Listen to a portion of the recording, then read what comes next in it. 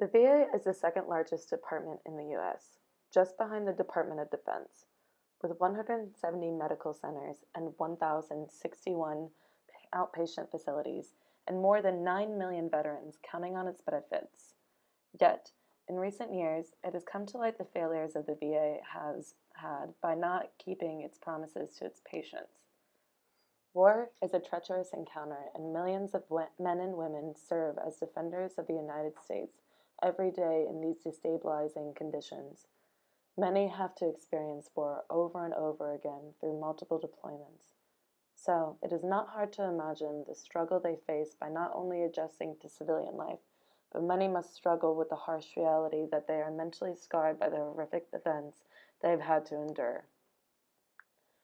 According to a study conducted by RAND Corporation, since October 2001, approximately 1.64 million U.S. troops have been deployed for operations enduring freedom and Iraqi freedom. 2.2 million brave men and women were sent over to help aid the effort, but sadly, anywhere from 1 in 3 to 1 in 5 have come back screening positive for PTSD, or post-traumatic stress disorder, that occurs when an individual experiences a traumatic event and later on may receive flashbacks of the certain event that can be triggered by a multitude of situations. This disorder is debilitating for its sufferers.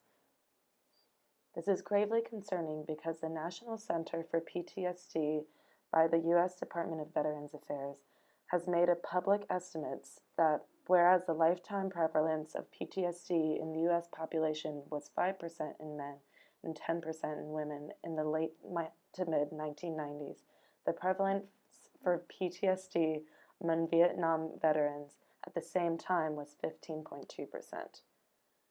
Today, according to the NIH, almost 31% of Vietnam veterans, 10% of Gulf War veterans, 11% of the war in Afghanistan, and 20% in the Iraqi War veterans have PTSD. All groups of veterans still have a higher rate of PTSD than in the general population at any given time.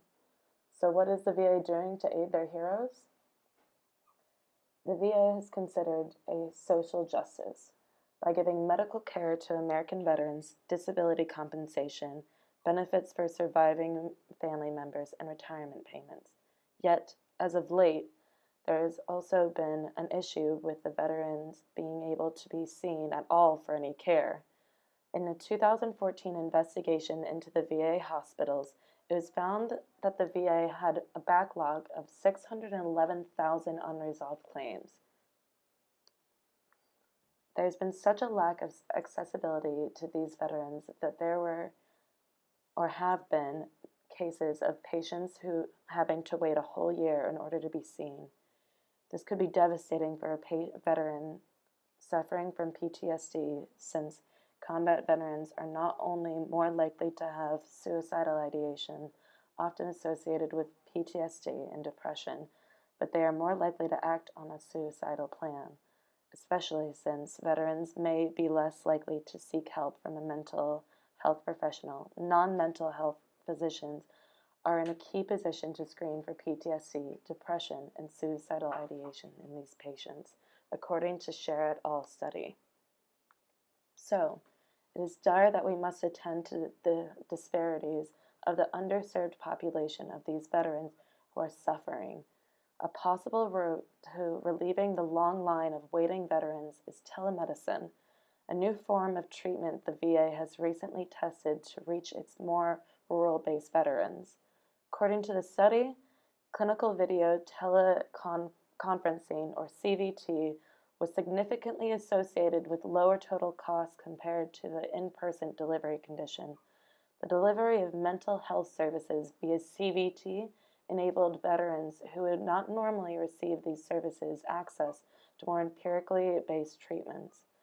If the VA were to utilize CVT more throughout its mental health care system, the accessibility to these veterans would shoot up and could help lessen the disparities our soldiers face today.